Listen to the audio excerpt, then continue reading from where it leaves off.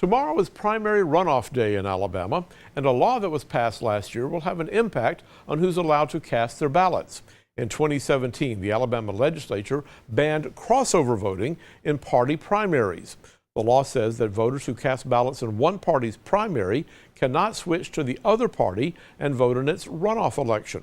People who voted in the Democratic primary back in June will not be allowed to vote in the Republican runoff tomorrow. And people who voted in the Republican primary likewise will not be allowed to vote in the Democratic Party. Any registered voter who didn't vote in the June primary will be allowed to vote in either runoff on Tuesday. And of course, in the November general election, voters are free to choose candidates from either party. We'll be here tomorrow night to talk about these runoff elections, and we wanted to show you some of the names you'll be seeing when you go into the ballot box tomorrow. Running for lieutenant governor in Alabama, we'll have two Republican candidates, Will Ainsworth and Twinkle Andress Kavanaugh. The winner of that primary runoff tomorrow will face a Democrat opposition in November. In the race for Attorney General, the former Attorney General, Troy King, is challenging the incumbent Attorney General, Steve Marshall. Once again, the winner of that election will be facing Joseph Siegelman, the son of former Alabama Governor Don Siegelman, in the November general election.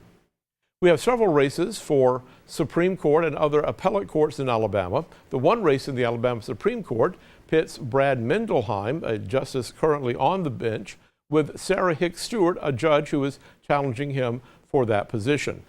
In this race and in the other judicial races, there will be no Democratic challengers, so winning tomorrow is tantamount to being elected.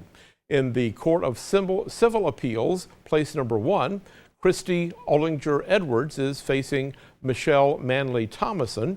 And in the Court of Criminal Appeals, place number 2, it'll be Rich Anderson versus Chris McCool. Once again, neither of them will face a Republican or will face a Democrat in the November general election.